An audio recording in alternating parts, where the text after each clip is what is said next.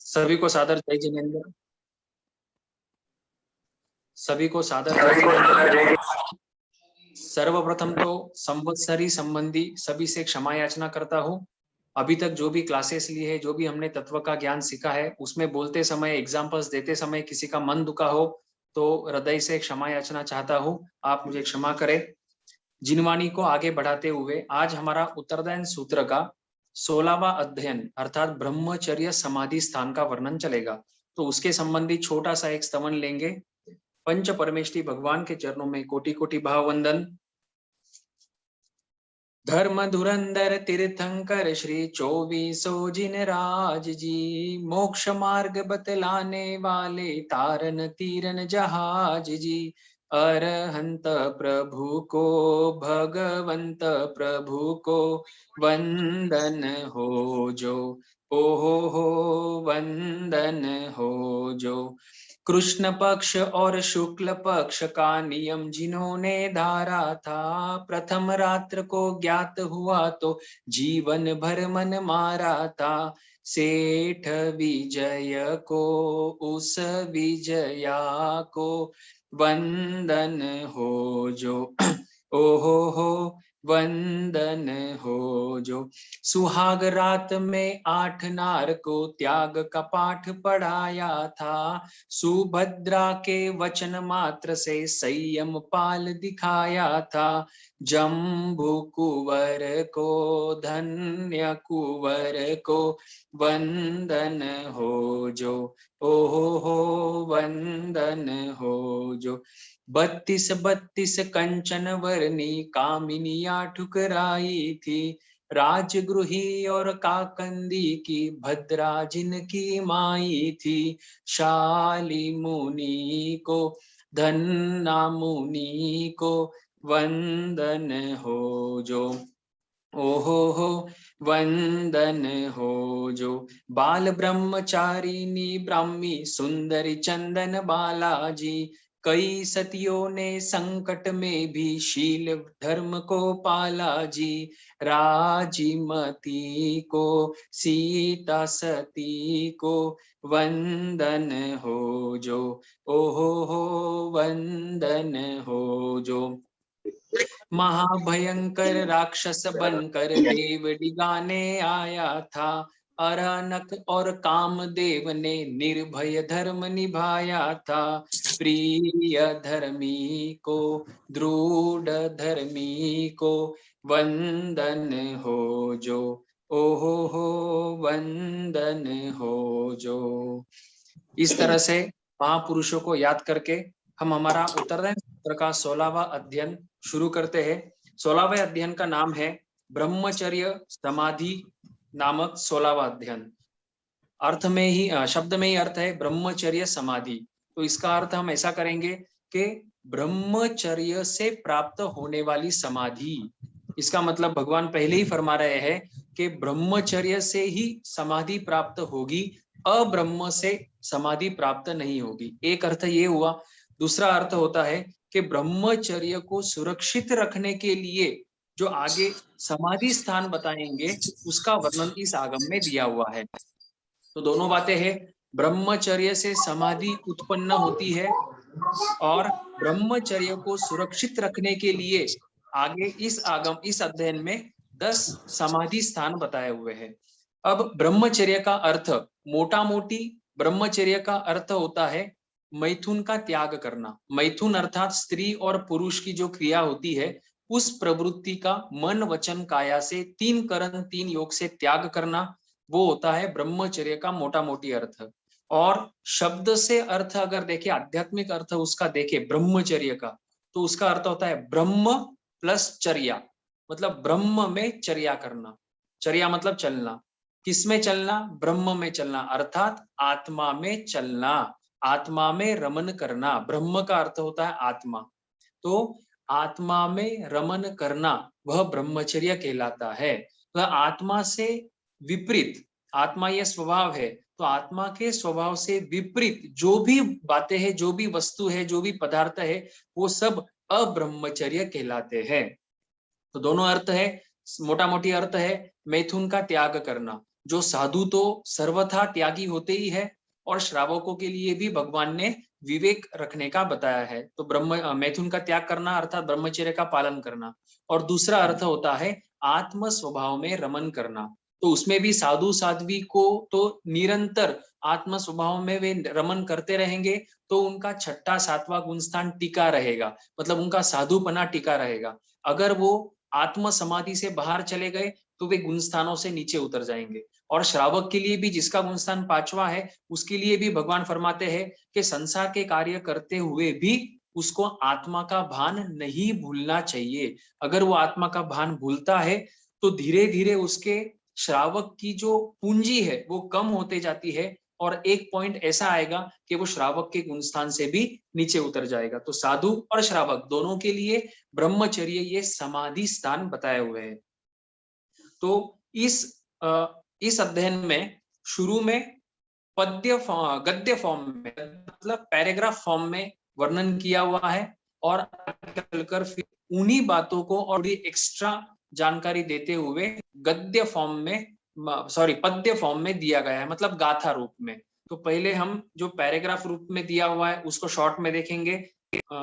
सुयम में awesome, awesome मतलब आयुष्यमान। हे आयुष्यमान, तुम सुनो जो भगवान से मैंने सुना है, और जो भगवान ने फरमाया है वही मैं सुनाता हूँ।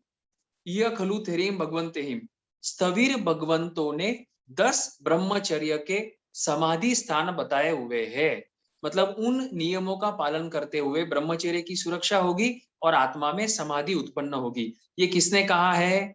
ये सुधर्म स्वामी जम्बू स्वामी से कह रहे हैं कि मैंने भगवान से सुना है या स्थविर भगवंतों से सुना है। मतलब ये खुद के मन की बात नहीं है, पूर्व परंपरा से ये सीधा ये जो ज्ञान है वो कहाँ से आ रहा है? तीर्थंकर भगवंतों से, मतलब महावीर स्वामी से ही आ रहा है। इसमें कोई किसी का कोई मिक्सचर या खुद की बात नहीं है।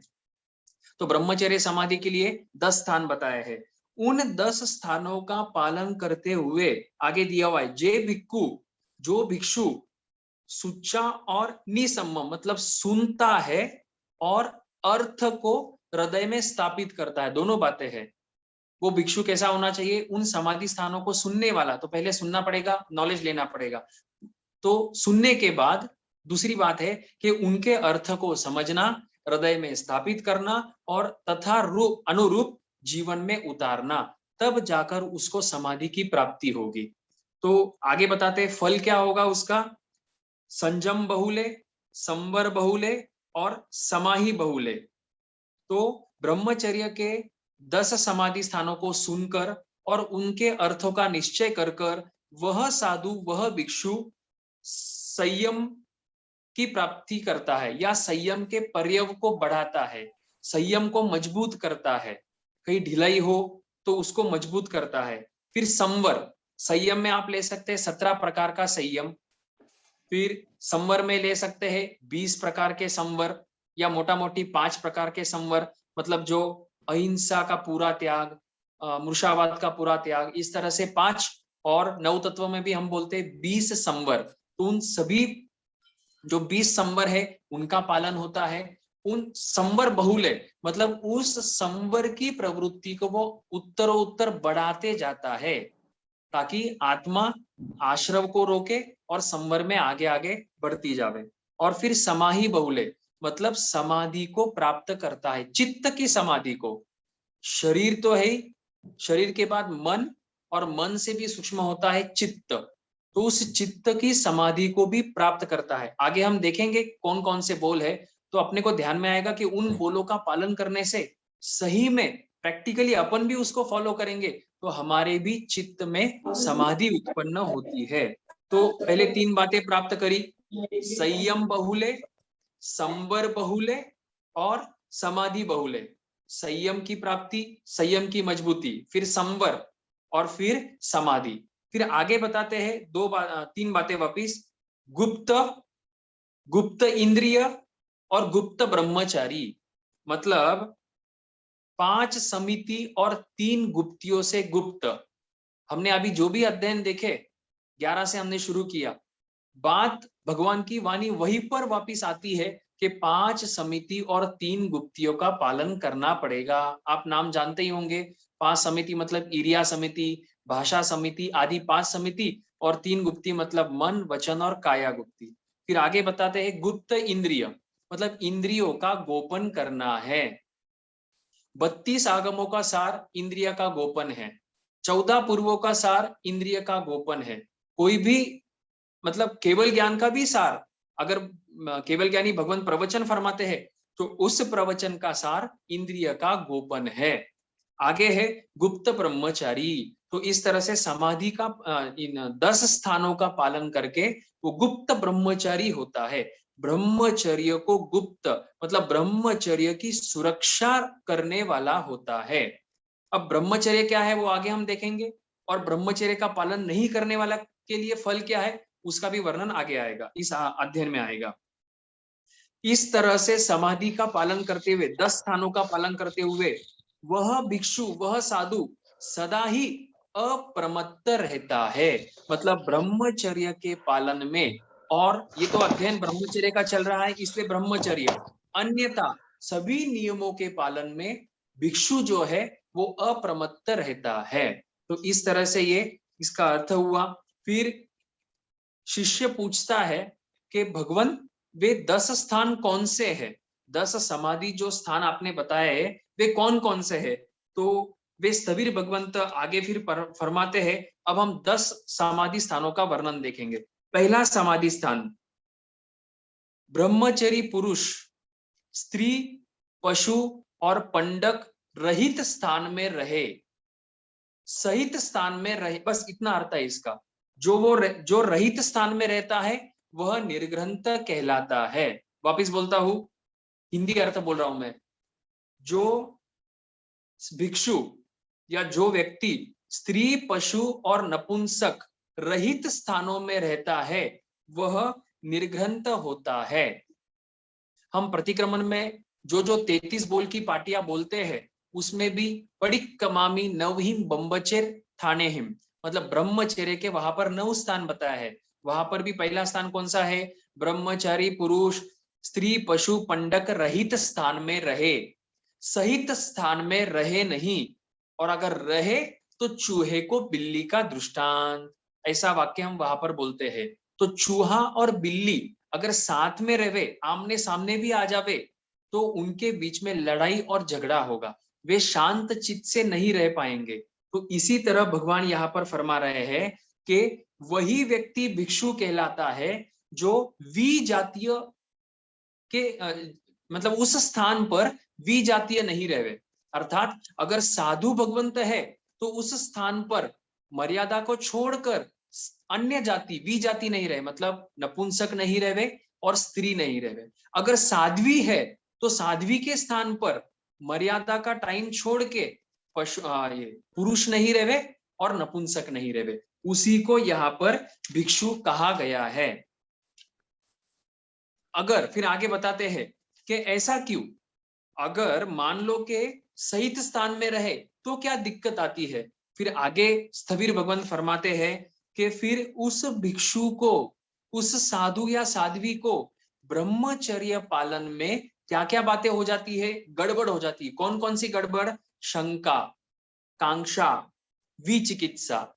आपको ध्यान है सम्यक्त्व के जो 5 अतिचार है उसमें भी हम बोलते हैं शंका कांक्षा विचिकित्सा, ठीक है। तो वही ये 3 यहाँ पर लेना। फिर है भेद, 5वां है उन्माद, 6ठा है रोग और आतंक, ठीक है, और 7वां है धर्म से भ्रष्ट हो जाता है। ये 7 बातें हैं। पहली है शंका, तो उस साधु को भगवान की वाणी पर शंका उत्पन्न हो जाती है कि सही में जो भगवान ने ब्रह्मचर्य का फल बताया है या अब्रह्मचर्य से जो नुकसान बताया है, क्या वो सही में सत्य है या बस यूं ही बता दिया है। तो इस तरह से शंका उत्पन्न हो जाती है उसके मन में। या फिर मान लो कि कोई साधु बैठे हैं और उनके साधु पाटे पर बैठे हैं और नीचे जमीन पर कोई स्त्री बैठी है और वे बातें कर रहे हैं और उपाश्रय में कोई नहीं है, और अचानक हम उपाश्रय में एंटर करते हैं और हम सामने देखते हैं कि साधु और एक स्त्री चर्चा कर रहे हैं, हमें पता नहीं है क्या कर रहे हैं, तो उस केस में हमको हमारे मन में जो व्यक्ति स्थानक में एंटर किया है उसके मन में ये डाउट, ये शंका हो सकती है कि ये क्या चल रहा है, ये क्या दृश्य है, ये साधु जो है वो सही में ब्रह्मचर्य का पालन कर रहे हैं या नहीं कर रहे, क्योंकि ये तो विजातीय से गुप्त में बात कर रहे हैं। तो इस तरह से शंका उत्पन्न होती है। तो यहाँ पर शंका का दोनों तरह से लेना, साधु को भी शंका हो जाती है और भगवान ने जो फल बताया उसके फल में, और जो व्यक्ति बाहर से आता है हमारे जैसे मन में भी शंका हो जाती है कि ये साधु या साध्वी सही में सचमुच ब्रह्मचर्य के पालक है या नहीं है। तो ये हो गया शंका। फिर है कांक्षा। कांक्षा मतलब इच्छा करना। तो अगर शंका हो गई, भगवान की वाणी से डावाडोल होने लग गए, फिर ब्रह्मचर्य मतलब अब्रह्मचर्य की वो इच्छा करने लगेगा, वो मैथुन की इच्छा करने लगेगा, कहीं ना कहीं वो स्त्री के साथ और ज्यादा वार्तालाप, स्त्री का स्पर्श करने की इच्छा, या स्त्री उस स्थान पर रहे और उस स्त्री को मैं हमेशा देखता रहूं, कोई भी स्त्री हो उसको मैं नजर से देखता रहूं, इस तरह से भोगों की इच्छा उत्पन्न हो जाती है। तो उसको कहते हैं कांक्षा। पहला हुआ शंका, शंका के कारण से फिर कांक्षा हुई, और कांक्षा से फिर विचिकित्सा। विचिकित्सा मतलब धर्म करनी के फल में संदेह उत्पन्न हो जाना कि मेरे मन को इतना मैंने मारा है और मैं ब्रह्मचर्य का पालन कर रहा हूं, तो मैंने जो इतना कंट्रोल किया है सचमुच उसका फल मुझे भविष्य में मिलेगा या नहीं मिलेगा, क्योंकि वर्तमान में जो मुझे काम भोग उपलब्ध हुए थे उनका तो मैंने त्याग कर दिया, ये तो कर दिया, लेकिन इसका फल भविष्य में मिलेगा या नहीं मिलेगा। इस तरह से उसको ऑडियो करनी के फल में शंका उत्पन्न हो जाती है। तो 3 बातें आप ध्यान रखा, शंका, कांक्षा और विचिकित्सा। फिर चौथा है भेद। भेद अर्थात चारित्र का विनाश हो जाता है, क्योंकि पहले मन में इच्छा हुई, फिर कदाचित वो वचन से भी प्रयोग करेगा और आगे चलकर काया से भी कर सकता है। तो इस तरह से उसने जो दीक्षा लेते समय व्रत ग्रहण किया था, या फिर श्रावक की अगर बात करें तो श्रावक व्रत धारण करते समय हमने जो 12 व्रतों में चौथा व्रत जो हमारा है मैथुन की मर्यादा या ब्रह्मचर्य का पालन, जो भी हमने मर्यादा करी थी, हमारी मर्यादा तो पर स्त्री या पर पुरुष का पूरा त्याग है, और स्व स्त्री जो है उसमें हमारी मर्यादा है। तो अगर हमको शंका कांक्षा विचिकित्सा हो जावे तो कहीं ना कहीं हमारा व्रत भी दूषित हो सकता है, वो व्रत हमारा टूट सकता है, ब्रह्मचर्य का व्रत। तो ये हो गया चौथा। पांचवा है उन्माद। उन्माद का अर्थ हम कर सकते हैं कि एक प्रकार का पागलपन। तो कहीं ना कहीं वो स्त्री का सहवास चाहता ही है, स्त्री उसके सामने रहे वो ऐसा चाहता है, स्त्री के साथ बार बार वार्तालाप करना चाहता है, गोचरी के लिए भी जावे तो उसके मन में हो सकता है कि स्त्री सामने आवे या अमुक स्त्री को देखूं, रूप का निरीक्षण करूं। तो इस तरह से उन्माद, पागलपन, और पागलपन अर्थात वो वस्तु नहीं मिले तो उसके मन में हमेशा वही, उसके चित्त में हमेशा वही बात चलेगी, चाहे वो गोचरी के लिए गया हो, गोचरी को वो वापर रहा हो, या प्रवचन दे रहा हो, या वाचनी दे रहा हो, बैक ऑफ द माइंड उसके हमेशा वो मैथुन की वृत्ति जो है वो चलती रहेगी। उसको कहते हैं उन्माद, मतलब अस्वस्थ हो जाना। जब तक वो पदार्थ नहीं मिले तब तक अस्वस्थता, और पदार्थ मिलने के बाद अगर वो पदार्थ दूर हो जावे तो वापिस अस्वस्थता, तो उसको कहते हैं उन्माद। फिर छठा है रोग और आतंक। आयुर्वेदिक शास्त्र भी कहता है कि अति मैथुन के सेवन से रोग की उत्पत्ति होती है। हम बड़ी संलेखना भी बोलते हैं रोगायंका। तो रोग और आतंक, रोग मतलब लंबे काल तक चलने वाला, उसको रोग कहेंगे, और आतंक मतलब एक्यूट डिजीज जिसको हम कहेंगे, या जल्दी से मृत्यु को प्राप्त कराने वाला, उसको हम आतंक कहेंगे। तो रोग और आतंक। और सातवां है धर्म भ्रष्टता। तो ऊपर जो भी उसने दुष्कार्य किया, शंका कांक्षा विचिकित्सा, फिर भेद, उन्माद और रोग और आतंक, इन सभी कारणों से वो समुच्चय धर्म से भ्रष्ट हो जाता है। ब्रह्मचर्य से तो नष्ट हुआ ही, फिर अब्रह्मचर्य के कारण वो हिंसा भी करने लग जाता है, झूठ भी बोलने लग जाता है, कदाच चोरी भी और परिग्रह भी। तो इस तरह से वो समुच्चय धर्म से भ्रष्ट हो जाता है। तो इस तरह से पहले इसमें भगवान ने नियम बताया कि साधु कौन कहलाएगा, निर्ग्रंथ कौन कहलाएगा, जो स्त्री, पशु और पंडक रहित स्थान में रहे, सहित स्थान में नहीं रहे, वही निर्ग्रंथ है। और अगर सहित स्थान में रहता है तो आगे क्या होता है, शंका, कांक्षा आदि 7 बातें होती है। यही 7 बातें आगे भी होते रहेगी। पशु पंडक रहित स्थान में रहे। तो इसमें आपको जानकारी दे दूं कि मल्लीनाथ भगवान हमारे 19वें तीर्थंकर, वे स्त्री हुए। एक आश्चर्य हुआ, तीर्थंकर हमेशा पुरुष ही होते हैं, लेकिन अनंत अनंत काल के बाद जो आश्चर्य होते हैं, अभी वो आश्चर्य हुआ। इसीलिए इस अवसरपिनी को हुंडा अवसरपिनी भी कहते हैं। और 19वें तीर्थंकर स्त्री हुए। तो प्रश्न उठता है कि वे स्त्री है, उनके गणधर जो है वे पुरुष होते हैं, मतलब साधु होते हैं। तो रात में कौन कहाँ रहता है, तो रात में हमारे 19वें तीर्थंकर मल्लीनाथ भगवान के सानिध्य में, मतलब उनके उपाश्रय में या उनके स्थान पर साध्वियां रहती थी, साधु नहीं रहते थे। साधु के रहने का स्थान अलग, और हमारे 19वें तीर्थंकर और साध्वियों का रहने का स्थान एक होता था, अलग होता था। ठीक है। तो तीर्थंकर भी जब ये नियम का आचरण करते हैं, तो आज तो ये पंचम आ रहा है, विकृति है, तो साधु को भी और हम जैसे श्रावकों को भी इन नियमों का पालन अवश्य करना चाहिए। तभी जाकर हम दोनों के, साधु वर्ग और श्रावक वर्ग के ब्रह्मचर्य व्रत सुरक्षित रहेगा। दूसरा स्थान है स्त्री कथा करे नहीं। स्त्री कथा में स्त्री संबंधित समुच्चय सभी बातें यहां पर समझ लेना।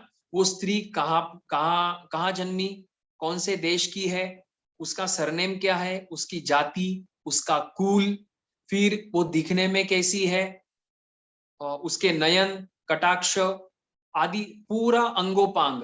तो इन चीजों की कथा करे नहीं। कथा जो है वो मन में भी हो सकती है।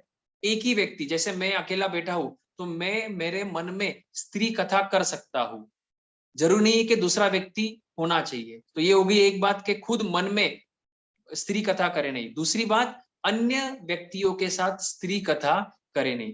पुरुष के लिए स्त्री कथा और स्त्रियों के लिए पुरुष कथा, अपना अपना वेद है। पुरुष वेद होता है, उसको स्त्री का आकर्षण होता है।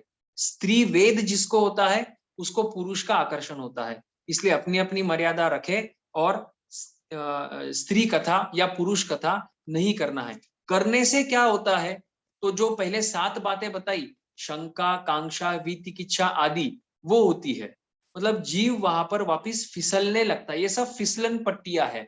इसलिए भगवान कहते हैं उन फिसलन पट्टियों पर पैर रखना ही नहीं है।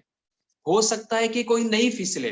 जैसे कथाओं में आता है स्थूली भद्र जी का वर्णन, कितना सही है कितना गलत है वो केवल ज्ञानी जाने, लेकिन उनका वर्णन आता है।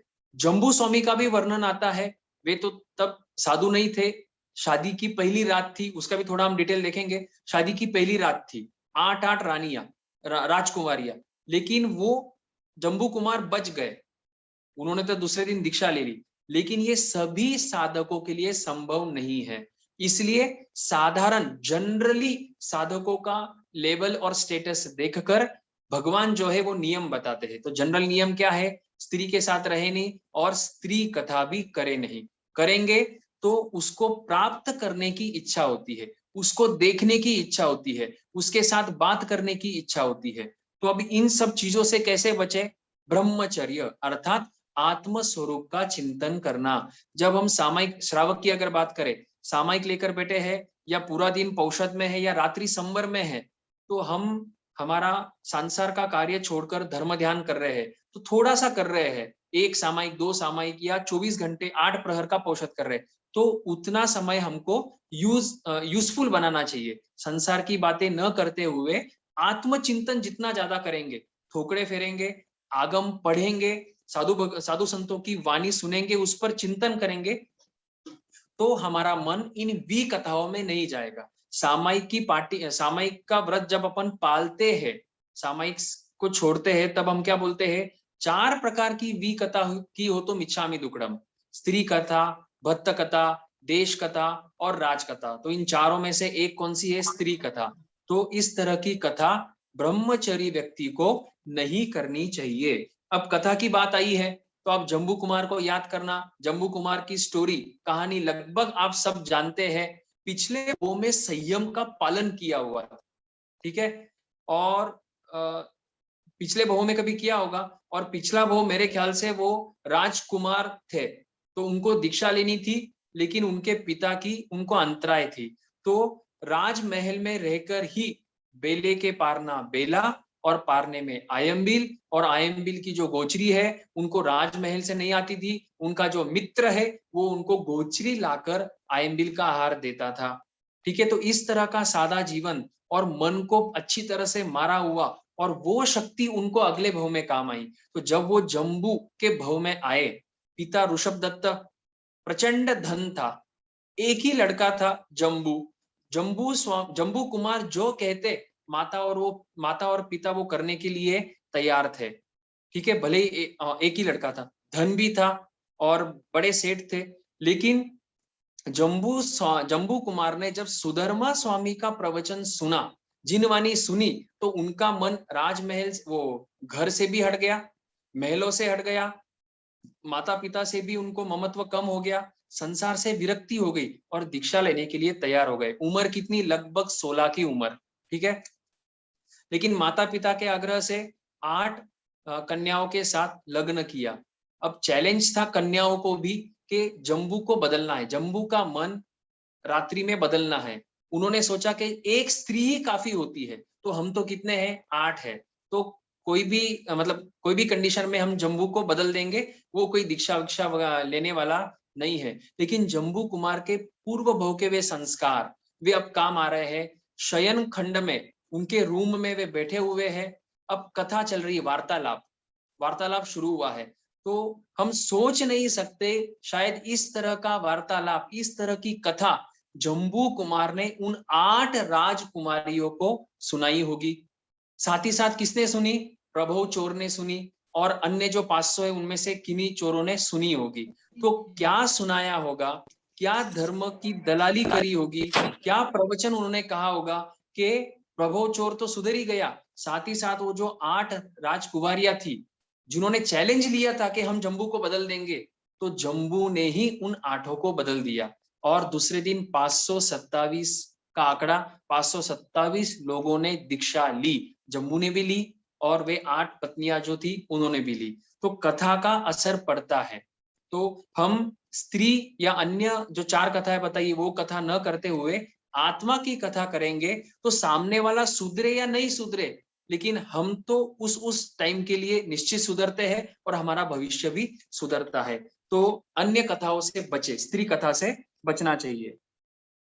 तीसरा स्थान है कि एक आसन पर बैठे नहीं, स्त्री के साथ एक आसन पर बैठे नहीं। अब ये खास कर पर स्त्री का है, साधु के लिए तो सभी स्त्रियां पर है, तो खास तो ये साधु के लिए वर्णन चल रहा है। तो साधु के लिए नियम है कि एक आसन पर बैठे नहीं। जिस पाटे पर साध्वी है उस पाटे पर साधु बैठते नहीं है।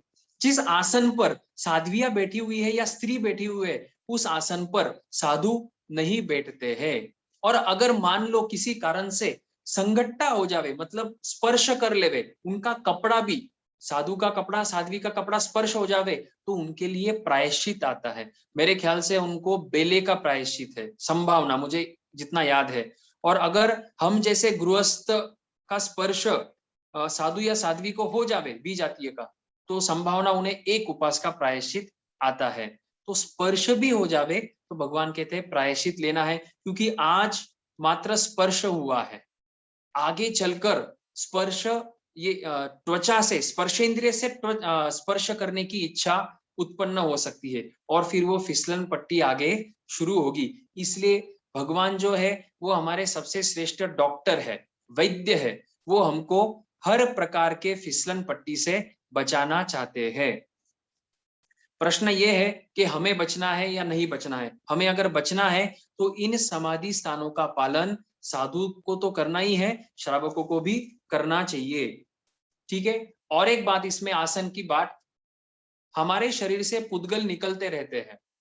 तो जिस स्थान पर पुरुष मतलब श्रावक बैठे हुए हैं, उस स्थान पर तुरंत साध्वियां नहीं बैठती है, लगभग 48 मिनट्स के बाद बैठती है। क्यों? क्योंकि पुरुष जिस स्थान पर बैठा था, उस स्थान पर देखना वो गर्म भी होता है, अन्य काफी बार गर्म भी होता है वो स्थान, और पुद्गल निकले हुए, उन पुद्गलों का असर आने वाले जो दूसरा व्यक्ति बैठेगा उस स्थान पर, उस व्यक्ति के ऊपर होता है। तो वापिस मन में चल बिचल और वो दोष लग सकते हैं। इसलिए जिस आसन पर विजातीय बैठे हुए हैं, उस आसन पर 48 मिनट तक नहीं बैठा जाता है। साधु के लिए तो ये पक्का नियम है, हम जैसे श्रावकों को भी उसका पालन अवश्य करना चाहिए। अगर पालन नहीं करेंगे तो आगे क्या होगा? वापिस वे 7 बातें होंगी: शंका, कांक्षा, विचिकित्सा, भेद, रोगातंक, उन्माद और साधुता से भ्रष्ट या व्रतों से भ्रष्ट होना।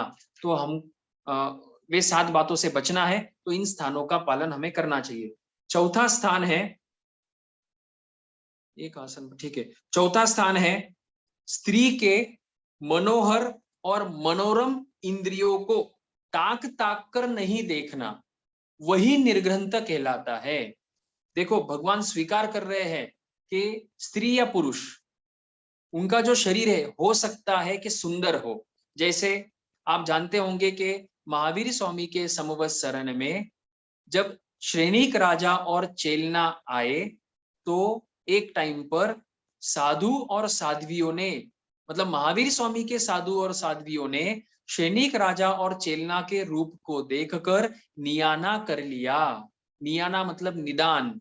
निदान की बात हमने 13वें अध्ययन चित्त मुनि और संभूति मुनि में की थी।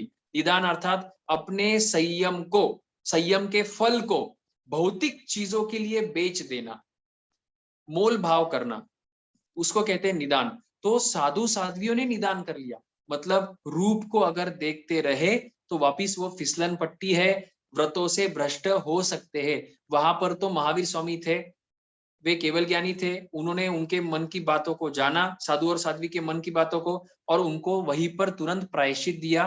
वे प्रायश्चित लेकर शुद्ध हो गए। हमको भी बचना है। तो देखो, भगवान कह रहे हैं कि सुंदर स्त्री और पुरुष भी होते हैं, उनकी जो इंद्रिया है या उनके जो भी अंगोपांग है वो मनोहर होते हैं, हो सकते हैं। तो उनके अंगोपांग को निरखे नहीं, टकटकी लगाकर देखे नहीं। मैंने एक प्रसंग सुना था, मेरे ख्याल से भुवन भानुसूरी, मंदिर मार्गी की परंपरा, भुवन भानुसूरी या प्रेम सूरी महाराज, जिनकी उम्र तब अबाउ 80 थी, तो उनके दर्शन के लिए साध्वी महाराज पधारे, साध्वी भगवंत। तो उनके मतलब साध्वियों को, वे जो संत है प्रेम सूरी या भुवन भानुसूरी महाराज साहब, उन्होंने साध्वियों को सिर उठाकर देखा नहीं, नजर उठाकर देखा नहीं। तो छोटे संतों ने पूछा कि आपने, मतलब वो आपके दर्शन के लिए पधारे हैं, तो आपने उनको दर्शन क्यों नहीं दिए, या फिर आपने उनकी तरफ देखा क्यों नहीं? तो आचार्य भगवंत ने, गच्छाधिपति ने उत्तर दिया कि भले ही मैं 80 का हो चुका हूं या 80 के ऊपर हूं, लेकिन भगवान फरमाते हैं कि साध्वियों के पास या पर स्त्री के पास टकटकी लगाकर नहीं देखना चाहिए। इस उम्र में भी मुझे विकार आ सकते हैं। और इसी की पुष्टि दशवैकालिक सूत्र में भी होती है। वहां पर भगवान फरमाते हैं कि कोई 100 साल की बूढ़ी हो, कान कटे हो, नाक कटे हो, नेत्र भी बेडोल हो, बुढ़ी हो, झुरिया आई हुई हो, वैसे स्त्री के पास भी वैसे स्त्री के तरफ भी पुरुष या साधु टकटकी लगाकर नहीं देखे तो विकार उत्पन्न हो सकता है और वो साधु या श्रावक फिसल सकता है। तो इतनी मर्यादा हम रखेंगे तो एक ना एक दिन हम भी जम्बू स्वामी, गजसुकमाल मुनि या स्थूलीभद्र जैसा पराक्रम हम कर पाएंगे। तो स्त्री के अंगोपांग को निरखे नहीं, देखता नहीं, जो निरखता नहीं है वही निर्ग्रंथ श्रमण होता है। अब देखना, यहाँ पर हम जो भी वस्त्र पहनते हैं, श्रावक और श्राविका की बात है, तो हम किसके लिए पहनते हैं? जो भी ड्रेस पैंट या साध्वी या श्राविका को, बहनों का जो भी पोशाक है, जो भी मेकअप है, जो भी ज्वेलरी है, वो क्यों पहना है? तो प्राह्य करके दूसरों को बताने के लिए पहनते हैं। उसमें भी मुख्य उद्देश्य होता है कि वी जातियों को आकर्षित बने। आगे आएगा वर्णन। वी जातियों का आकर्षित केंद्र हम बने। स्त्री को लगता है कि पुरुष मेरे पास देखे, पुरुष को लगता है कि स्त्री मेरे पास देखे, तो वहां पर भी फिसलन पट्टी है। इसलिए श्रावक श्राविका को विवेक रखना चाहिए अपने वस्त्रों को लेकर। एक कहीं सुना था, पढ़ा था कि पुरुष जितना फैशन में आगे जाता है, लगभग उसके वस्त्र बढ़ते जाते हैं। पहले धोतर, बनियान, फिर आगे चलो तो पैंट शर्ट, फिर जीन्स पैंट, टी शर्ट आदि, फिर कोट सूट, जोधपुरी वगैरह। तो उस पुरुष का शरीर ढकता जाता है। लेकिन अगर स्त्री फैशन में आगे बढ़ना चाहे, आज की बात अगर करे, तो उल्टा होता है, उसके शरीर के ऊपर के कपड़े कम होते जाते हैं और जो उसकी इंद्रिया है वो ज्यादा से ज्यादा उसको दिखाना चाहती है, अंगोपांग दिखाना चाहती है। तो दोष दिखाने वाले को भी लगता है, और उसके निमित्त से अगर कोई श्रावक या साधु भ्रष्ट होता है तो दोष वापिस उस व्यक्ति को भी लगता है। जो भ्रष्ट हुआ उसको भी लगता है, और जो निमित्त बना उसको भी दोष लगता है। और अगर संसार अवस्था में हमारी ये प्रवृत्तियां होगी, वृत्तियां होगी कि लोगों को मेरा बदन दिखाना है, मेरा शरीर दिखाना है, तो साधु बनने के, पहली बात तो साधु बनने की इच्छा नहीं होगी, और साधु बन भी गए तो भी वहां पर वस्त्रों का विवेक नहीं होगा। तो उन संस्कारों को मतलब रब करने के लिए और उन संस्कारों को जागृत करने के लिए हमको इन नियमों का पालन संसार अवस्था में भी पालन करना चाहिए। और एक बात याद आ रही है, मुझे संतों का नाम याद नहीं है, उपाश्रय था, मंदिर का उपाश्रय। बहनें इस तरह के वस्त्र और कपड़े पहनकर आती थी कि आचार्य भगवंत को नीचे बोर्ड पर लिखना पड़ा उपाश्रय के बाहर कि बहनें अपने वस्त्रों का विवेक रखे, क्योंकि मेरे साधु स्थूली भद्र नहीं है। आप समझ जाना। तो अपने को विवेक रखना चाहिए, हमारे वस्त्र से, हमारे पोशाक से अन्य किसी को विकार उत्पन्न ना होवे। और हमको भी ध्यान रखना है कि हम वी जातीय को टकटकी लगाकर, उनके इंद्रियों को, उनके अंगोपांग को टकटकी लगाकर नहीं देखे। और उदाहरण दिया हुआ है, अगर देखे तो कच्ची आंख को सूर्य का दृष्टांत। तो कच्ची आंख मतलब जन्मा हुआ बालक अगर सूर्य दोपहर के 12 बजे के सूर्य को देखे तो उसकी आंखों की रोशनी जा सकती है। तो उसी तरह यहाँ पर अगर हम वी जातियों के अंगोपांग को टकटकी लगाकर देखे तो हम संयम से, हमारे व्रतों से, आत्म साधना से निश्चित रूप से भ्रष्ट हो सकते हैं, होते हैं। पांचवा समाधि स्थान है कि दीवार आदि से स्त्री के विषय विकारी शब्द नहीं सुने। तो यहाँ पर 3 बातें दी है, दीवार है या मिट्टी की दीवार है या कपड़े का पर्दा है, ठीक है। उसका अर्थ एक ही होता है कि दीवार के उस तरफ से हमको वो व्यक्ति दिख तो नहीं रहा है, लेकिन उसकी आवाज सुनाई दे रही है मात्र, वी जातीय की। तो इस आवाज से भी अपने को परहेज रखना है, उनसे दूर रहना है। हमको स्त्री के या पुरुष के विषय विकारी शब्दों को नहीं सुनना है। शब्द अगर हमारे कान में पड़ेंगे, चाहे वो आगे आएगा गाथा में, चाहे वो कैसे भी शब्द हो, यहाँ पर आया हुआ है कि रुदन के शब्द हो, रोने के, स्त्री के रोने के शब्द हो, स्त्री के छाती कूट कूट कर रोने के शब्द हो, स्त्री के हंसने के शब्द हो, स्त्री के विषय विकारी शब्द हो, या जैसा देखना आप ज्ञाता धर्म सूत्र पढ़ना, उसमें जिनपाल और जिन रक्षित, उन दोनों के पीछे रैना देवी पड़ी थी। रैना देवी ने अवधि ज्ञान से देखा कि जिन पालित और जिन रक्षित तो उस यक्ष के पीठ के ऊपर जा रहे अपने अपने घर। तो रैना देवी वहां पर आई और अनुकूल और प्रतिकूल शब्दों से जिन पालित और जिन रक्षित को विचलित करने का प्रयत्न किया। तो वहां पर जिन रक्षित विचलित हुआ, और जैसे ही उसने पीछे देखा तो यक्ष ने तो कहा था कि अगर तू पीछे देखेगा तो मैं तुझे मेरे पीठ से उतार दूंगा। उसने उतारा, और वो जैसे ही वहां से उतरा तो रैना देवी ने उसको भाले के ऊपर पकड़ा और फिर उसको मार डाला, रक्त बंबाल कर डाला। लेकिन जिन पालित जो है उसने पीछे नहीं देखा, मन पर कंट्रोल किया, मन पर कंट्रोल किया, पीछे नहीं देखा, तो रैना देवी उसका कुछ भी नहीं बिगाड़ पाई और जिन पालित जो है वो सुरक्षित रूप से अपने घर चंपा नगरी पहुंच पाया। इसलिए स्त्री से वार्तालाप भी कम करे।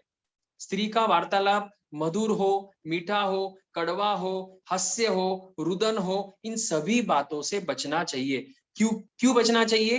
क्योंकि विजातीय अपोजिट, यहाँ पर वो लॉ हो जाएगा कि opposite attracts each other. Plus minus को अट्रैक्ट करता है, माइनस प्लस को अट्रैक्ट करता है। उस नियम को ध्यान, प्रिंसिपल को ध्यान में रखते हुए इन नियमों का पालन हमको भी करना चाहिए। और स्त्री के साथ वार्तालाप भी करना पड़े तो नजर नीचे रखे। साधु भी अगर कोई साध्वी के साथ या स्त्री के साथ वार्तालाप करते हैं तो उनकी नजर नीचे जमीन की तरफ रहती है। फिर आई कांटेक्ट के लिए 1-2 सेकंड के लिए आई कांटेक्ट कर लिया, फिर वापस नजर नीचे रहेगी। तो इस तरह का नियम जो पालेगा वो अपने ब्रह्मचर्य व्रत को सुरक्षित रख पाता है। छठा समाधि स्थान है पूर्व में भोगे हुए काम भोगों को चितारे नहीं। तो पूर्व में भोगे हुए, अब बहुत सारे गृहस्थ है जो शादी वगैरह करके स्त्री के साथ उपभोग वगैरह करके फिर दीक्षा लेते हैं। तो दीक्षा लेने के बाद दीक्षा जीवन के पूर्व मतलब गृहस्थ जीवन के काम भोगों को चितारे नहीं, मतलब याद नहीं करे, स्मरण नहीं करे। क्योंकि अगर वो याद आएगा, स्मरण आएगा, याद तो मन में आएगा, फिर मन से वापिस उसको देखने की इच्छा होगी, बातचीत करने की इच्छा होगी, कदाचित स्पर्श करने की इच्छा होगी और फिर मन विचलित हो जाएगा, डावाडोल हो जाएगा। इसलिए साधु को चाहिए कि वो हमेशा अपना मन गोचरी में लगावे, ज्ञान ध्यान में लगावे, वैयावच में लगावे, प्रवचन में लगावे, जो भी भगवान ने प्रतिलेखना आदि में लगावे, प्रतिक्रमण में लगावे, सुबह या रात्रि जागरणा में, धर्म जागरणा में लगावे। तो इस तरह से भगवान ने जो भी संयम को सुरक्षित रखने के स्थान बताए हैं, प्रवृत्तियां बताई है, उसमें मन लगा रहेगा तो इन चीजों में मन नहीं जाएगा। हम भी हमारा प्रैक्टिकली अनुभव कर सकते हैं कि हमारा मन अगर प्रॉपर वे में लगा हुआ है तो दूसरे जो नुकसानदायी कार्य है उसमें हमारा मन जाता नहीं है लगभग। और इसलिए ये कहावत भी है कि खाली मन जो है वो शैतान का घर होता है। तो मन को खाली नहीं रखे, कुछ ना कुछ जिनवानी का रसपान करते रहे। पूर्व में भोगे हुए काम भोगों को चितारे नहीं। अब ये तो हो गया शादी करके जिन्होंने दीक्षा ली है, लेकिन मान लो किसी ने शादी नहीं भी की है तो भी पूर्व गृहस्थ जीवन में जो भी उनके फ्रेंड्स रहे होंगे या रिश्तेदार रहे होंगे या जो भी विजातीय रहे होंगे, उनके साथ जो भी संपर्क और वार्तालाप आया होगा उनको चितारे नहीं, मतलब उनका स्मरण नहीं करे। दीक्षा लेने के बाद भी गोचरी को जाते समय, विहार करते समय या कोई स्त्री स्थानक में या उपाश्रय में आए हैं दर्शन करने के लिए और उनके सामने अगर नजर पड़ जावे तो बहुत सारे लोग होते भी है वहां पर, तो कदाचित वो साधु टकटकी लगाकर नहीं देखे, एक बार देख लिया बात खत्म। लेकिन फिर प्रतिक्रमण के समय या रात में या कभी भी उस प्रसंग को याद नहीं करे, क्योंकि हो सकता है अगर रूप सुंदर हो तो वापिस वो बातें याद आती है। तो गुरु भगवंतों की आज्ञा में चले। गुरु भगवंत शिष्यों का बहुत अच्छी तरह से ध्यान रखते हैं। वो इतना ध्यान रखते हैं कि शिष्य ज्यादा करके इन विजातियों के संपर्क में नहीं आवे। आज तो लगभग ये भी नियम बने हुए हैं कि छोटे उम्र वाले जो है और कम दीक्षा पर्याय वाले जो है, 60 साल से कम जिनकी उम्र है, वो विजातियों को पढ़ावे नहीं, ज्ञान ध्यान भी नहीं करावे। क्योंकि ज्ञान ध्यान के बहाने अगर कोई गलत कार्य हो गया या मन विचलित हो गया तो उससे संघ की भी हानि होती है, संप्रदाय की भी हानि होती है, जिन शासन की भी हानि होती है और व्यक्तिगत संयम की भी हानि होती है। तो इसलिए नियम जितने ज्यादा कड़क किए जाएंगे आज के समय में, उतना ज्यादा हमारा व्रत और संयम सुरक्षित रहता है। आगे है 7वां स्थान। अब इसमें आप 13वें अध्ययन में देखना, चित्त मुनि संभूति मुनि का जो वर्णन था उसमें भी संभूति मुनि ने क्या किया, स्पर्श। तो स्पर्श हुआ, पीछे हमारा आया था कि एक आसन पर बैठे नहीं और उसी में आप समझ लेना स्पर्श भी नहीं करे। संभूति मुनि को सनत कुमार चक्रवर्ती की जो पटरानी है उसके बाल स्पर्श हुए, बस वो थोड़ा सा स्पर्श, और मन में आकुलता, व्याकुलता और अशांतता, असमाधि चित्त की व्याकुलता शुरू हो गई, और फल स्वरूप संभूति मुनि ने निदान किया। हम देख चुके हैं, अगले भव में वो ब्रह्मदत्त, देवगति के बाद ब्रह्मदत्त चक्रवर्ती बने, और फिर अभी वो 7वीं नरक में भयंकर दुखों को भोग रहे हैं। 7वां स्थान है प्रणीत रसयुक्त। प्रणीत मतलब रसयुक्त, पौष्टिक आहार नहीं करे। आहार तो लगेगा शरीर को टिकाने के लिए। भगवान ने आहार त्याग के भी 6 कारण बताए हैं और आहार करने के भी 6 कारण बताए। आहार क्यों करना, तो भगवान कहते हैं संयम को सुरक्षित रखने के लिए करना, वैयावच करने के लिए करना, क्षुधा वेदनीय को शांत करने के लिए करना, जीवों की रक्षा करने के लिए करना, संयम का पालन करने के लिए करना, धर्म ध्यान, धर्म चिंतन करने के लिए करना। तो आहार के ये कारण दिए हुए हैं।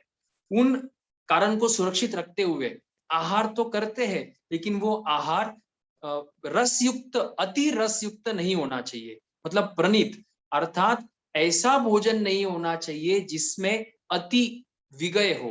विगय मतलब दूध, दही, घी, शक्कर, गुड़ आदि।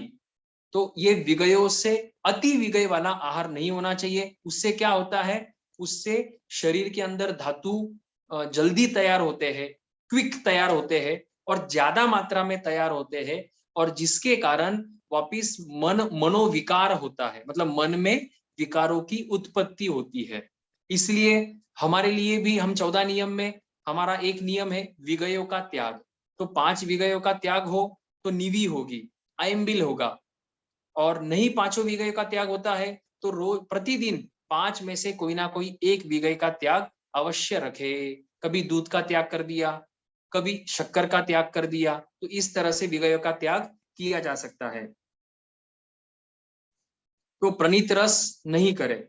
आगे है 8वां समाधि स्थान के अति मात्रा में भोजन नहीं करे। पहले तो बोल दिया कि अति रस युक्त भोजन नहीं करे, तो फिर कोई ऐसा कहेगा ठीक है हम रस युक्त भोजन नहीं करेंगे, लेकिन नीरस आहार भी हम अच्छी तरह से पेट भर के करेंगे, तो भगवान उसकी भी मनाही कर रहे हैं। क्योंकि जितनी भूख है उतना खावे या उससे अधिक खावे तो वापिस धातुओं की वृद्धि होती है या मनोविकार उत्पन्न होता है, आलस्य आता है, प्रमाद आता है। तो संयम जीवन में फिर प्रमाद आएगा तो व्रतों से वो भ्रष्ट हो जाएगा, विकार आएगा तो वापिस विजातीय का आकर्षण उत्पन्न होगा। इसलिए अति मात्रा, नीरस आहार भी अति मात्रा में नहीं करे। इसलिए दोनों बातें जो बताई है उसमें विगयों का त्याग करे, और दूसरी बात यह है कि एकांतर करे, एक दिन उपवास एक दिन पारना, नहीं एकांतर हो रहा है तो एकासने का एकांतर करे। कोई ना कोई आहार की त्याग वृत्ति हमारे जीवन में होनी चाहिए। ऊनोद्री करे। अगर मान लो कि आपको आधे किलो या 4 रोटी की भूख है तो 3 ही रोटी खावे, 4 रोटी नहीं खावे। इस तरह से ऊनोद्री करते रहे तो मन पर भी कंट्रोल होगा, रसनेन्द्रिय पर भी कंट्रोल होगा, और हमको पता चलेगा कि मैं कितना कंट्रोल कर पा रहा हूं, और उसका फल स्वरूप हमारी इंद्रियां भी गुपित रहेगी। आयुर्वेदिक शास्त्र में भी कहते हैं कि 1/3 खाना चाहिए, फिर 1/3 पानी, और 1/3 जो है वो एयर, मतलब खाली होना चाहिए ताकि डाइजेशन भी प्रॉपर हो। तो आहार का ध्यान रखना चाहिए।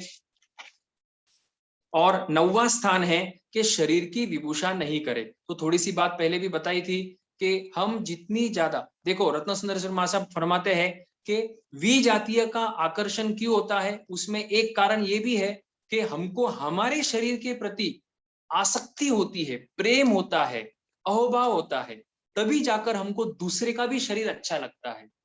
जिस दिन हमको हमारा शरीर भी अशुचिमय प्रतीत हो जाएगा, पूरा अनुभव हो जाएगा कि अरे ये तो स्पर्शेंद्रिय ऊपर ऊपर ही है, त्वचा जो है वो ऊपर ऊपर है, चाहे वो गोरी या काली या स्मूथ या रफ, लेकिन इसके अंदर जो है वो रक्त, मांस, हड्डी, वीर्य, मज्जा, फिर पेट के अंदर भी आप देखो जब डाइजेशन होता है या फिर हम थोड़ा सा भी आहार लेवे, उसको थोड़ा चबावे और फिर बाहर निकाले, तो वापिस उसको खाने की तो क्या देखने की भी इच्छा नहीं होती है। ज्ञाता धर्म सूत्र में मल्लीनाथ भगवान ने मल्लीनाथ भगवान के ऊपर जो वे 6 राजा आसक्त थे, जो पूर्व भव के मित्र थे, उनको भी बोध देने के लिए क्या किया था, सोने की पुतली बनाई और उसके अंदर एक एक कवल आहार डालते थे। फिर उससे कैसे दुर्गंध निकली, बस ये ढक्कन अभी बंद है इसलिए अपने को दुर्गंध नहीं आती है, अन्यथा जब ढक्कन खुलेगा तब दुर्गंध ही दुर्गंध मेरे शरीर के अंदर से आती है। तो जब मेरा शरीर भी दुर्गंध है तो दूसरे का शरीर भी इसी तरह दुर्गंधमय होगा। और अगर दुर्गंध नहीं आती तो हम स्नान भी नहीं करते और डिओड्रेंट स्प्रे आदि भी नहीं लगाते। जब डिओड्रेंट स्प्रे परफ्यूम अगर कोई यूज करता है तो पहले चिंतन करे कि ये कैसा मेरा शरीर है जिससे दुर्गंध आ रही है। ठीक है, तो जितना ज्यादा 12 भावनाओं का भी, अशुचि आदि भावनाओं का विचार करेंगे, इस शरीर के प्रति हमारी आसक्ति कम होते जाएगी। तो शरीर की विभूषा देखो, ज्यादा से ज्यादा स्व स्त्री और स्व पुरुष तक सीमित रहे। बाकी ये जो आज ट्रेंड चला है व्हाट्सएप के ऊपर डीपी लगाना, स्टेटस लगाना, फेसबुक और इंस्टाग्राम के ऊपर आपके तरह तरह के फोटोज अपलोड करना, तो उसमें स्वयं की भी चारित्र की हानि है और आपको देखकर दूसरों की जो इच्छा होती है तो वो भी, उसके भी चारित्र की हानि होती है। और आखिरी है 10वां समाधि स्थान। जो साधक शब्द, रूप, गंध, रस और स्पर्श में आसक्त नहीं होता है वह निर्ग्रंथ है। मतलब इन शॉर्ट भगवान पांचों इंद्रियों को वापिस कवर कर रहे हैं लास्ट पॉइंट में कि शब्द, रूप, गंध, रस और स्पर्श, इन इंद्रियों के विषयों में आसक्त जो नहीं होगा वही निर्ग्रंथ कहलाएगा। तो इस तरह से ये 10 समाधि स्थान हुए। अब आगे 17 गाथाएं हैं। 17 गाथाओं में भी इन शॉर्ट इनका वर्णन किया हुआ है। क्विकली हम एक 10 मिनट में वे 17 गाथाओं का वर्णन देखेंगे। पहली गाथा में वापिस वही है, पहला समाधि स्थान विवक्त शय्यासन, मतलब ब्रह्मचारी पुरुष स्त्री पशु पंडक रहित स्थान में रहे, मतलब एकांत में नहीं होना चाहिए। मतलब स्त्री बैठी हो और साधु बैठे हो, इस तरह का एकांत नहीं होना चाहिए। और मान लो साधु हो और सिर्फ स्त्रियां ही हो तो इस तरह का भी एकांत नहीं होना चाहिए। मतलब एक स्त्री हो ऐसा भी नहीं होना चाहिए और बहुत सारी स्त्रियां हो और सिर्फ साधु हो तो वैसा भी नहीं होना चाहिए। इसलिए आप जानते होंगे कि नियम है कि अगर मान लो मैं पुरुष हूं, मुझे साध्वियों का लाभ लेना है, उनकी सेवा करनी है, तो मुझे साक्षी लगेगी। किसकी साक्षी? एक बहन की साक्षी। और अगर किसी स्त्री को, श्राविका को साधु भगवंतों का लाभ लेना है, बैठ के लाभ लेना है, तो वहां पर उनको पुरुष की साक्षी लगेगी। साक्षी रहती है तो फिर उस तरह की बातें करने की संभावना नहीं रहती है, तो वहां पर ब्रह्मचर्य की सुरक्षा रहती। ये हुआ पहला समाधि स्थान। दूसरा समाधि स्थान है वापिस वही के विषय विकारी नहीं, काम स्त्री कथा करे नहीं। स्त्री कथा क्यों नहीं करे? क्योंकि यहाँ पर दे रहे स्त्री कथा करने से उन कथाओं में आनंद उत्पन्न होता है, अच्छा लगता है। क्यों? क्योंकि पुरुष को स्त्री का आकर्षण, स्त्री को पुरुष का आकर्षण, कर्म का उस तरह का उदय है, इसलिए वो अच्छा लगता है, तो वो आनंदित लगता है, वो काम भोगों में आसक्त बन जाता है। इसलिए भगवान कहते हैं विजातीय की कथा करे ही नहीं। ठीक है, देखना तीर्थंकर भगवंतों का रूप सबसे सुंदर होता है। इस 14 राजलोक में अगर कोई, मतलब ये होता है ना कंपटीशन, मिस्टर इंडिया होता है, फिर मिस वर्ल्ड वगैरह होते हैं, मिस यूनिवर्स है, तो अगर सच में यूनिवर्स की बात करें तो वो यूनिवर्स में पूरे 14 राजलोक में सबसे श्रेष्ठ और सुंदर रूप तीर्थंकर भगवंतों का होता है। और इतना सुंदर रूप होने के बावजूद भी उनको, उनके शरीर को देखकर विकार उत्पन्न नहीं होता है। ये उनके चरित्र की महिमा, त्याग की महिमा, पुण्यवानी की महिमा, क्योंकि वे तीर्थंकर है, जीन है। ठीक है, तो आगे है तीसरा समाधि स्थान स्त्री के साथ एक आसन पर बैठे नहीं। एक आसन पर बैठे नहीं अर्थात वो तो ध्यान में आ गया कि एक आसन पर नहीं बैठना है। फिर बार बार परिचय भी नहीं करे, यहाँ पर मूल शब्द है बार बार परिचय नहीं करे, क्योंकि वापिस वी जाती है, आकर्षण होगा, बात करने की इच्छा होगी, क्योंकि वेद का उदय है, वहां पर कंट्रोल करना है, परिचय नहीं करना है। इसलिए जैसे आपको बताया, बहुत जगह अभी नियम है कि 60 वर्ष के नीचे वाले जो साधु या साध्विया है वो वी जातीय को ज्ञान ध्यान भी नहीं कराएंगे। जो कराना है वो बड़े उम्र वाले जो है, वहां पर जो बड़े है सिंगाड़ापति है, वही गृहस्थ को लाभ देंगे। चौथा समाधि स्थान है अंग प्रत्यंग को निरखे नहीं। मतलब उनके जो अंगोपांग है उनको टकटकी लगाकर देखे नहीं, निरखे नहीं। अब देखना, हम संसार मतलब जहां पर साधु साध्वी है वहीं पर पुरुष और स्त्री भी रहते हैं संसार में। रास्ते के ऊपर है, गोचरी के लिए घर में गए तो वहां पर है, विहार कर रहे तो वहां पर है। तो और अभी तो पोस्टर्स भी है, जो शॉप्स है, शोरूम्स है, भद्दे भद्दे पोस्टर्स बाहर लगे हुए रहते हैं एडवर्टाइजमेंट के लिए।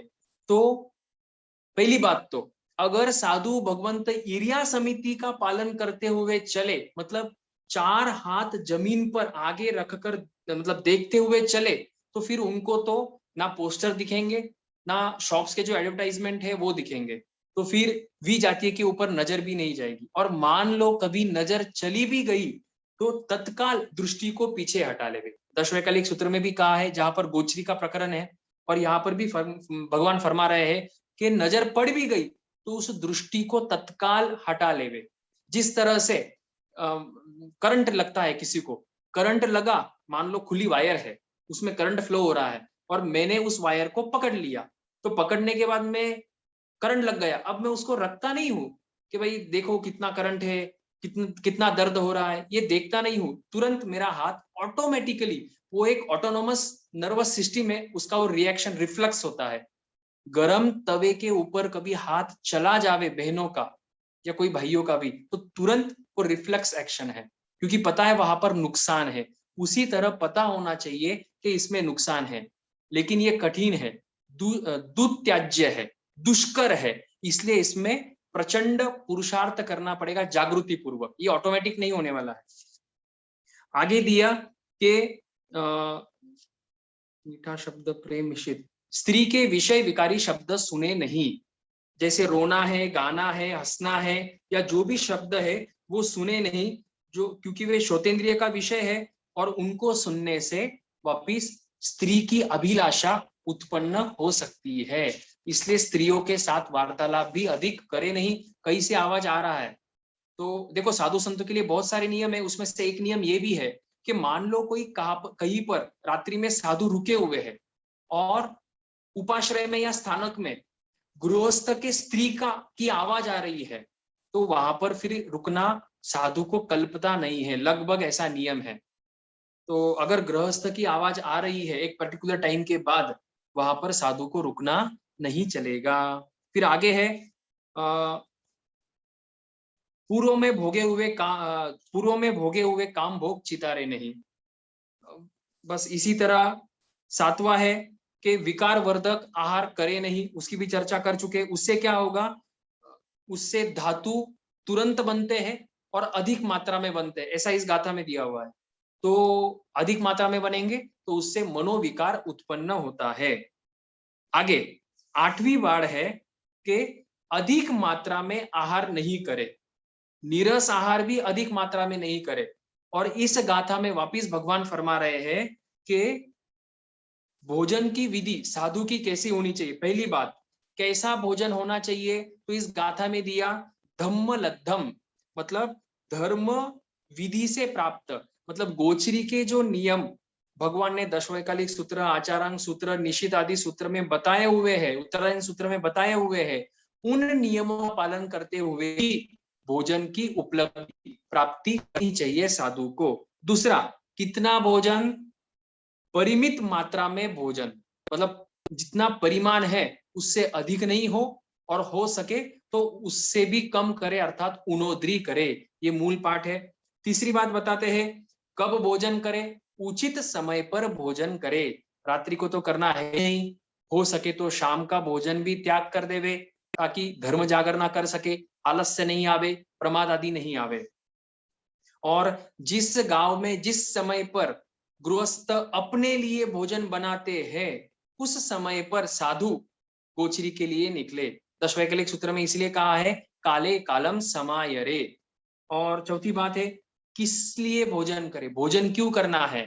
तो भगवान यहाँ पर बताते हैं कि संयम रूपी जीवन को सुरक्षित रखने के लिए, मतलब संयम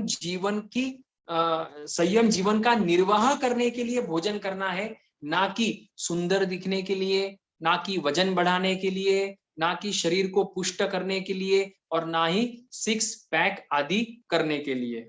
फिर आखिरी बात, किस प्रकार से भोजन करना है, स्थिर चित्त होकर, शांत चित्त होकर भोजन करना है। उसके भी नियम दिए हुए हैं कि भाई अगर अच्छा मतलब रस युक्त भोजन आया है, मन को अच्छा लगने वाला भोजन आया है, तो उसकी प्रशंसा नहीं करे, भोजन की निंदा नहीं करे, परिमाण से अधिक भोजन नहीं करे। इस तरह से मांडले के दोष है, तो उन सभी दोषों से रहित होकर जो आहार मुंह के अंदर लिया है उसको एक साइड से दूसरे साइड टेस्ट के लिए नहीं घुमावे। सर्प जिस तरह से बिल के अंदर जाता है, सीधा चले जाता है, उसी तरह लिए हुए आहार को चबाने के बाद गले से नीचे उतार देवे, और ना कि स्वाद के लिए एक साइड से दूसरे साइड में लेकर जावे। इतना नियम साधु भगवंतों के लिए है। जब आहार पर नियंत्रण आता है तब ऑटोमेटिकली शरीर भी स्वस्थ रहता है, मन भी स्वस्थ रहता है, और आध्यात्मिक आत्मा चित्त भी स्वस्थ रहेगा। तो इसी तरह आगे 9वीं वार विभूषा की है, और 10वीं वार जो है शब्द रूप गंध रस और स्पर्श के बारे में, कि उसमें आसक्त नहीं होवे। अब 7 गाथाएं हमारी बाकी है। पहले 3 गाथाओं का वर्णन, स्त्रियों से व्याप्त स्थान। देखो, अब पहले तो बता दिया कि 9 या 10 वारों का पालन करना है। अब यहां पर बता रहे हैं कि अगर उन ब्रह्मचर्य समाधि के स्थानों का पालन नहीं करेंगे, शिथिलता लाएंगे, पंचम आर्य के नाम पर हम नियमों को ढीला करते जाएंगे, या यूं कहेंगे कि भाई आगम को तो 2500 2550 साल हो गए हैं, क्या पता ये किसने लिखे हैं, क्या पता इसमें कितना एडिट हुआ है, कम ज्यादा हुआ है। अगर इस तरह का चिंतन करके हम नियमों का उल्लंघन करते रहेंगे, चाहे वो साधु हो या श्रावक हो, तो भगवान कहते हैं वो ताल पूट विष के समान समझना चाहिए। ताल पूट विष अर्थात साइनाइड, अगर हम हमारी कॉमन भाषा में बात करें तो साइनाइड। तो जिस तरह से साइनाइड या तालपूट विष जीभ को या होठ को स्पर्श करते ही उस व्यक्ति की तुरंत मृत्यु हो जाती है, उसी तरह से इन 9 वाड़ों का उल्लंघन करने पर, इनको तोड़ने पर संयम जीवन की उसी समय पर, चारित्र की उसी समय पर भगवान कहते हैं वो नष्ट हो जाता है, चारित्र की हानि हो जाती है। और जब चारित्र की हानि होगी तो संयम का फल फिर नहीं मिलेगा, क्योंकि पूंजी कम हो गई, लॉस हो गया। तो संयम के पालन से जो सदगति या मोक्ष मिलने वाला था वो मोक्ष नहीं मिलेगा।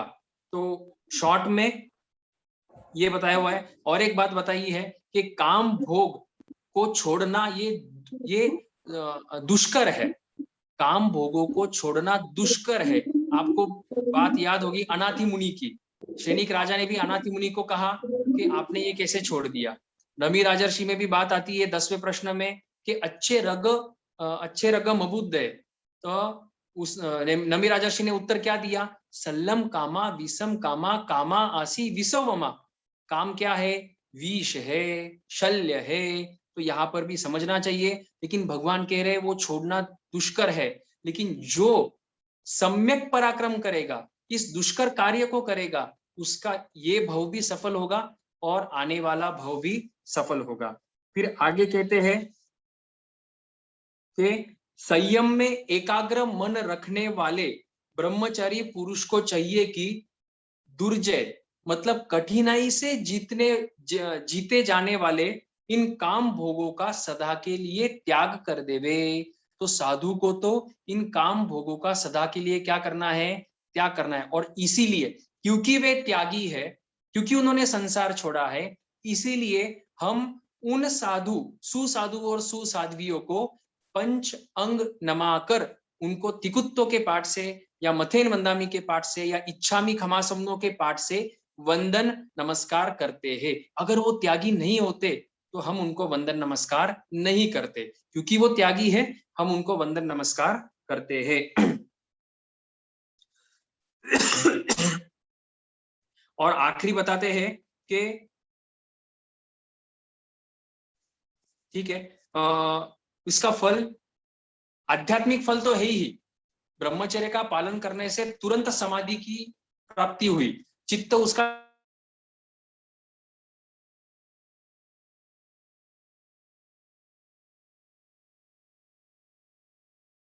सुधरा। अब लौकिक की बात करते हैं। देव दानव गंधर्वा जख रखस किन्नर।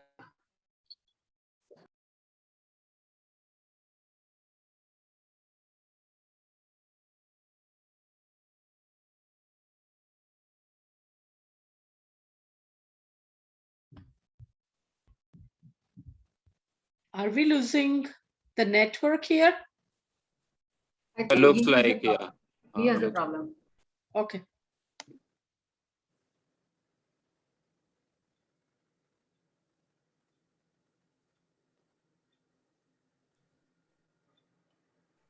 I guess he's restarting. He is not there.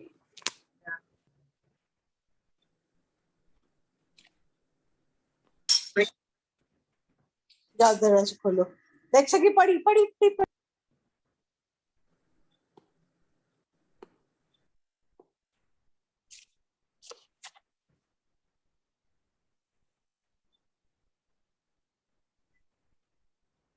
Because should we call him? Yeah, I'm calling. Okay.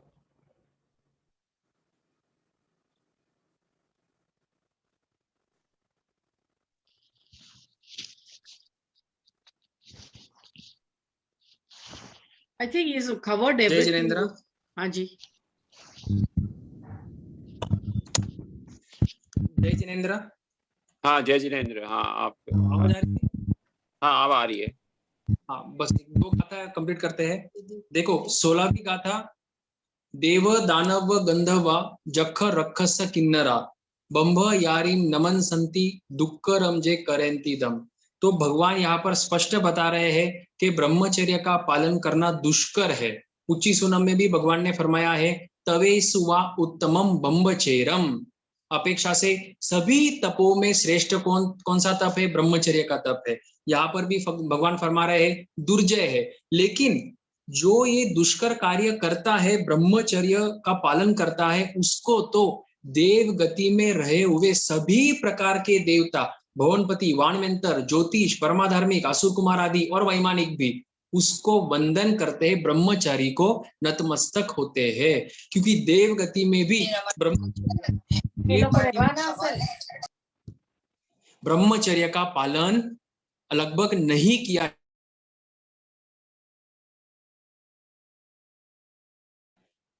12वें देवलोक तक ब्रह्मचर्य का पालन नहीं किया जा सकता है। वे भी मैथुन का सेवन करते हैं अलग अलग तरीके से। तो देवताओं को भी भावना होती है कि धन्य है वे मनुष्य जो ब्रह्मचर्य का पालन कर रहे हैं। ना नरक गति में कर सकते हैं, ना देव गति में। तिरंज गति में कुछ एक मनुष्य, कुछ एक तिरंज करते हैं, बाकी ब्रह्मचर्य का पालन नहीं किया जा सकता है। और आखिरी बात सार रूप में बता रहे हैं कि ये जो ब्रह्मचर्य का धर्म है, या अपेक्षा से भगवान ने जो भी धर्म बताया है आत्मा की सुरक्षा के लिए, यही धर्म ध्रुव है, नित्य है और शाश्वत है। और इसी धर्म का पालन करके भूतकाल में अनंत जीव मुक्ति को प्राप्त कर चुके हैं, वे वापिस नहीं आए। भविष्य काल में अनंत जीव मुक्ति को प्राप्त करेंगे और वर्तमान काल में भी महावदेव क्षेत्र से मुक्ति को प्राप्त कर रहे हैं। तो इस तरह से ब्रह्मचर्य का महत्व समझकर हम भी ज्यादा से ज्यादा ब्रह्मचर्य व्रत में आगे बढ़ते रहे। और एक आखिरी बात आपको बतानी है कि भगवती सूत्र में आता है कि कोई मनुष्य मैथुन का सेवन करे, कोई मनुष्य मैथुन का सेवन करे तो उसमें कितने जीवों की विराधना होती है? तो भगवान फरमाते हैं कि एक माता के गर्भ में, मतलब एक स्त्री के गर्भ में 11 अंक जितने जीवों की विराधना होती है। 11 अंक, अगर मैं कहूं 10,000 तो 10,000 में डिजिट्स कितने हैं? 0 कितने हैं? 4 और 1, मतलब 5 डिजिट्स है 10,000 में, तो उस तरह 11 डिजिट वाला कोई नंबर है, उतने जीवों की, उतने सन्नी मनुष्यों की विराधना एक बार मैथुन के सेवन से लगभग होती है, ऐसा अभी धारणा से समझा जाता है। तो इस विराधना को भी समझते हुए, और एक बात, 14 समूर्चिन स्थान जो है, उच्चारे स्वा, पासमने स्वा, उसमें भी आता है सुक्क पुग्गल परिसाड़े स्वा और इति पुरिस संजोगे स्वा। तो वहां पर भी मैथुन में असन्नी मनुष्य, असंख्य असन्नी मनुष्यों की विराधना होती है। तो इस विराधना से बचने के लिए और आत्म गुणों को बढ़ाने के लिए, आत्म गुणों को सुरक्षित रखने के लिए हम ज्यादा से ज्यादा ब्रह्मचर्य व्रत में आगे बढ़ते रहे। पुच्ची सुनम के उस गाथा को याद करें, तवे सुवा उत्तमम बम्बचेरम, सभी तपों में ब्रह्मचर्य उत्तम और श्रेष्ठ तप भगवान ने फरमाया है। तो इस तरह से इस अध्ययन की चर्चा करते हुए भगवान के वाणी विरुद्ध कुछ भी कहने में आया तो मिच्छामि दुक्कडम। सभी को फिर से खमत खामना।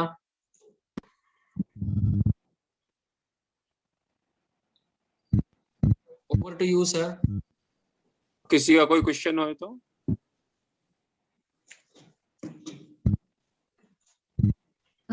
आदर्श भाई, ब्रह्मचर्य की 9 वार्ड और समाधि स्थान ये 10 तरह के, तो ये दोनों एक ही बात हुई ना? हाँ, एक ही बात है। वहां पर 9 वार्ड बताई हुई है और उसी को सार रूप में शब्द 10वां जो बताया, शब्द रूप गंध रस स्पर्श, तो उनसे बचने का 10वें स्थान में बताया हुआ है। 10वीं बात ये एक्स्ट्रा है। हाँ, पहले जो 9 बताया उसमें खास कर हम मैथुन ब्रह्मचर्य वो ब्रह्मचर्य ले सकते हैं, और 10वां जो है उसमें संपूर्ण रूप से आत्म समाधि ब्रह्मचर्य। तो आत्म समाधि कब होगी? जब 5 इंद्रियों के विषयों से बचेंगे, उनके विकारों से बचेंगे, स्पर्श, तो वो वहां पर 10वें स्थान पर बता दिया है। हाँ, नहीं, इस चैप्टर में भी लिखा है कि जो 9 वार्ड से जो है उस उनकी रक्षा के लिए 10वां सूत्र है वो, बराबर। इसमें चैप्टर में लिखा है उनकी रक्षा के लिए 10वां और डाला है। हाँ, सही है, बराबर है। Okay, thank you. विनय साहब भजन लेंगे जयपुर से? कोई भाई साहब, कोई भरत भाई टोलिया का कोई हाँ, वो आ मैसेज गया, मेरे पर आ गया। I will add. Ulka Ben, I know him. मैं I added him. Okay okay. भजन देने की आज्ञा है। हाँ जी साहब। हाँ, तो सबको सादर जय जिनेंद्र और मिच्छामि दुक्कडम। सबको खमत खामना। कोई भी मेरे से अविनय हुआ हो, किसी की बशात ना हुई तो बारंबार क्षमा प्रार्थी हूँ। एक भजन लेने की कोशिश कर रहा हूँ, आप सुनिएगा। उसी को मिलता है निर्वाण। सम्यक ज्ञानी सम्यक दर्शी सम्यक संयमवान, उसी को मिलता है निर्वाण, उसी को मिलता है निर्वाण। शास्त्र शास्त्र में स्थान स्थान पर बोल गए भगवान, उसी को मिलता है निर्वाण, उसी को मिलता है निर्वाण। जीव तत्व है जड़ से निराला, पुण्य शुभ्र है पाप है काला, संवर बांध है आश्रम नाला, बंद बंद निर्जरा उजाला। मोक्ष मुक्ति है यो जो हो इन नव तत्वों का ज्ञान, उसी को मिलता है निर्वाण, उसी को मिलता है निर्वाण। देव वही जो अरिहंत हो, गुरु वही जो निरग्रंथ हो, धर्म वही जो दया पूर्ण हो, शास्त्र वही जो जिन भाषित हो, जिस प्राणी की नस नस में यों अटल भरी श्रद्धा, उसी को मिलता है निर्वाण, उसी को मिलता है निर्वाण। पंच महाव्रत को स्वीकारे या अनुव्रत ही अंगीकारे, जैसी शक्ति वैसा धारे, पर प्रमाद को दूर निवारे। सिद्ध साक्ष्य से निरतिचार जो पाले प्रत्याख्यान, उसी को मिलता है निर्वाण, उसी को मिलता है निर्वाण। अंत में केवल कहते पारस सुन रे, सच्ची सीख हृदय में धर रे। ज्ञाता दृष्टा व्रत धर बन रे, जिससे तेरा नर भव सुधरे। पूर्व पुण्य से तुझे मिला ये मानव जन्म महान, इसी को मिलता है निर्वाण, उसी को मिलता है निर्वाण। सम्यक ज्ञानी सम्यक दर्शी सम्यक संयमवान, उसी को मिलता है निर्वाण, उसी को मिलता है निर्वाण। जय जी। उल्का बहन थैंक्स के लिए।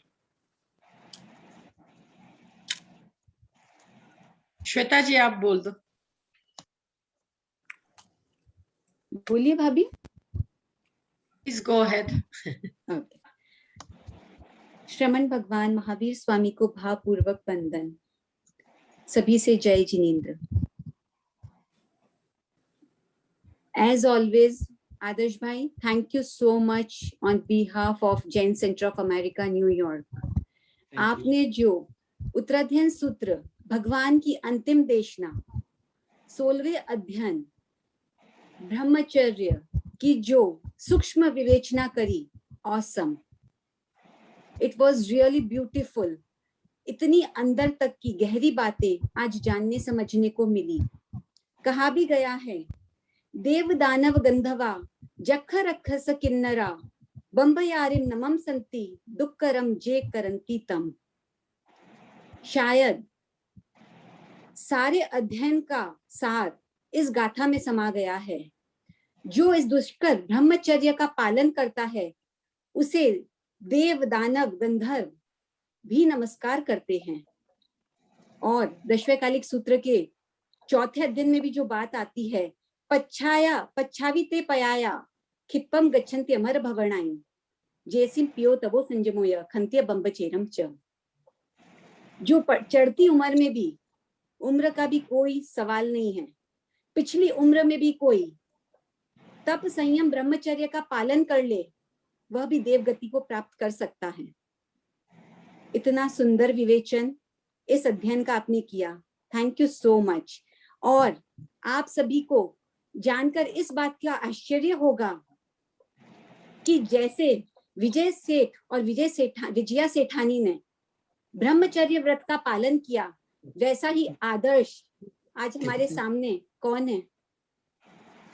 आदर्श भाई और उनकी वाइफ, आई थिंक नुपुर जी जैन, जैसा मैं पढ़ रही हूँ वही है।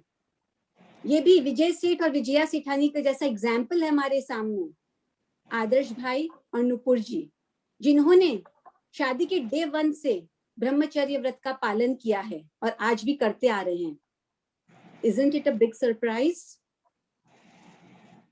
अनुमोदना, बहुत बहुत क्या कहें, ऐसी यंग एज और इस व्रत का पालन करना दुष्कर दुष्कर दुष्कर, लेकिन उन्होंने अपने जीवन में इस बात को आसान करके दिखाया है। अनुमोदना अनुमोदना। 16वें अध्ययन का सार आपने अपने जीवन में चरितार्थ किया है, उसकी हम बहुत अनुमोदना करते हैं। जय जिनेंद्र। अनुमोदना, उत्तम अनुमोदना आदर्श जी। और आपकी निपुण जी की सुख साता होंगी। 11 उपवास उन्होंने भी किए थे, आपने भी 8 उपवास किए थे। घर में बहुत ये सब चलता है। बस भगवान ऐसे ही ऐसे आपको शक्ति दे, पूरे फैमिली को ये शक्ति दे। Thank you very much for everything. धन्यवाद।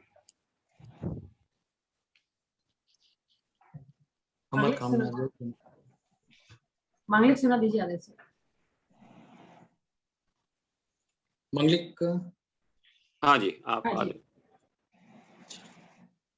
गुरु भगवंतों की आज्ञा से चत्तारी मंगलम, अरिहंता मंगलम, सिद्धा मंगलम, साहू मंगलम, केवली पनत्तो धम्मो मंगलम। चत्तारी लोकुतमा, अरिहंता लोकुतमा, सिद्धा लोकुतमा, साहू लोकुतमा, केवली पनत्तो धम्मो लोकुतमो। चत्तारी शरणं पवज्जामि, अरिहंते शरणं पवज्जामि, सिद्धे शरणं पवज्जामि, साहू शरणं पवज्जामि, केवली पनत्तम धम्मम शरणं पवज्जामि। विचार शरणा, दुर्गति हरना, सुगति करना, और न शरण कोय होए। भव्य प्राणी करे आराधन, अक्षय अमर पद होए। जय जिनेंद्र सबसे। जय जिनेंद्र। जय जय।